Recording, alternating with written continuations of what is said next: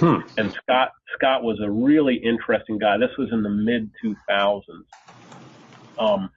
And Dinsdale, he looked like Ted Nugent. He had a big ponytail, good looking guy. You know, he was like a rock star in the CIO world, and everybody kind of wanted to be cool like Scott. And Scott gets tapped by the music industry to, this was in the era of Napster and Livewire and all these peer-to-peer sites that were wrestling over this collapse of digital rights around music management. And so I've always been a music head. I was always out there, you know, trying to find good versions of songs and stuff in peer-to-peer sites. And, you know, it was the worst experience you could have. It was, you know, fraught with peril from a virus standpoint and everything else. And you felt like you were stealing music at the end of the day. Right. And so Scott, you know, gets elected by the industry to be the guy to lead the charge for the Digital Rights Management Consortium, the ability to commonize, you know, how digital music would be shared and what would happen there. And so, you know, cool beans, right? I mean, he gets this job. He's a cool guy. Well, after a couple of years of dealing with the artists and the labels and the consumers and all this, he basically, I'm totally paraphrasing, you can't quote me on this, but he basically said, this sucks, and I quit, and he moved to Jamaica and started a rum company. And I actually don't know if Scott is still in Jamaica or not, but he was basically, this clutter, all these different formats, all this different, you know, interest levels, all these things, it sucks. It's not solvable. The interests don't align. And right as he did that, Peter, right as he left, and this thing kind of shows up on the horizon that we'll call a tune for 99 cents. You know, and this, you know, right out of all this clutter, here comes this thing that's been well architected as a service that has back-end capabilities for the artists and the labels and everybody to do revenue share, and this brilliant front end for the consumer to tap into and say, you know, hey, you know what? You know, great, I can go get music for free off of some dorm room server, but I'm likely to get a virus on my computer and I'm stealing it anyways. Why don't I just pay 99 cents for it, get a legitimate copy, have better karma, you know, because the problem's being solved, and, you know, Radiohead is happy because they're not dealing with, you know, the big label anymore, and BMI is happy because, you know, they're, you know, everybody's interest gets served out of this thing that shows up that says, hey, I don't really care about all that clutter over there. Here's a better service that you can tap into from whatever, you know, kind of, it didn't have to be an iPod. It could be, you know, any player that you had or computer or whatever you had could tap into that service. And that service evolved into, pretty soon, it was books, and it was magazines, and it was TV shows, and it was movies. And ultimately, today we know that service to provide an awful lot of software through the app store. It's the same fundamental nature of service orientation, saying, hey,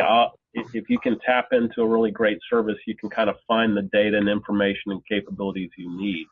So I know that's really long, but I know you got it on tape too. Yeah, it's great. And the point being, dominant design all of a sudden just presented itself to us. I'd rather be lucky than good. You know, we were looking at infrastructure dominant design and industry standard scale out. We were looking at storage dominant design with a lot of solid state capabilities and, you know, core, you know, kinds of NAND, you know, storage that was showing up, which would become SD, you know, SD and SD-ROM, you know, kinds of storage.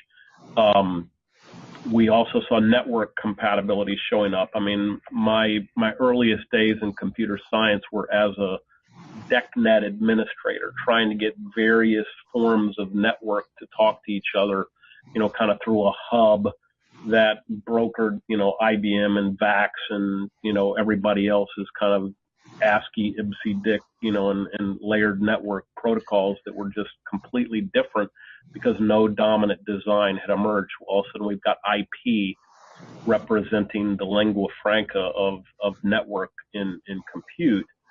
And then the software model emerged. So the four horsemen of dominant design: infrastructure, storage, network, and software. Mm-hmm. All of a sudden, we're looking at it going, this is it. This is the dominant design pattern that we need to go build to. And all that, kind of making your ears bleed is all in answer to your question. We didn't know what we didn't know, but the one thing we could see was we could see the emergence of a dominant design.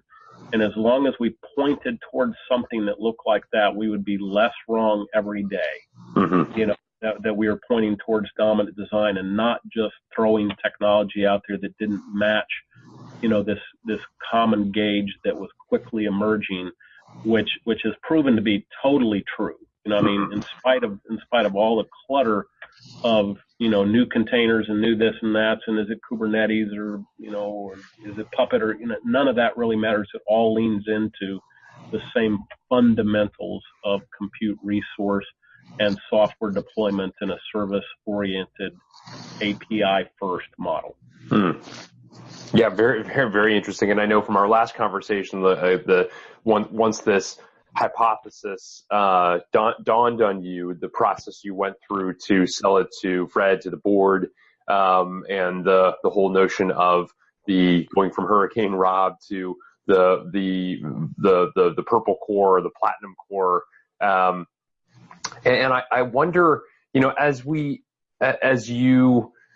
don't remember us covering last time the process of selling this to the broader organization, because this is suggesting a pretty significant cultural shift as well. And yeah. How did you think about that process of how, and I guess even a related topic, if you don't mind, Rob, I'd be interested in your perspective on this notion of, what some come to call bimodal IT, that you've got some people running the old, you got people who are working in the new. There are the critics of that who would say that you're essentially creating haves and have-nots, that you are holding on to the old by virtue of having bimodal, as opposed to having the vision of transforming fully to the destination, and therefore having everyone operating in that new way. I'm bastardizing some aspect of it, understandably, but I'd be interested in your own thought process from a people perspective of this kind of a transformation. Yeah, it's super interesting, and maybe almost advances us to the today version of this entire story, because that is the big deal. How you get you just have to kill me if I'm just not going down the path you want me to, but we created this A, B, C, D version, and we actually used like child's blocks, and we made one version of this that was 8 feet tall, with these big wooden blocks that were regular A, B, C, alphabet blocks. And the technology team's version of A, B, C, and D was architect, build, consume, decommission. So A, B, C, D. So we would architect and the architecture looked an awful lot like a box top, and the cores, the same thing that you recall. The build was the beginning of the building of these fundamental capabilities as services, building them out as services rather than as applications. They didn't even have, a consumption point yet. Things like address. Address was one of the first ones we built, but we architected and built an address service, built it in a web scale, design pattern. And then we began to allow applications to consume that new version of address and decommission the data in the applications that they had that were the old. So that A, B, C, D was the original cultural notion that we began to share in a day when it was true that not everybody was going to get to do A and B.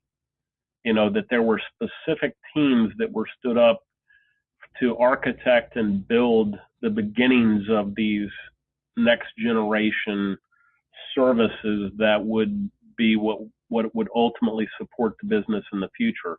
And people were kind of okay with that. We weren't really bothering them. We might have been taking a lot of resources,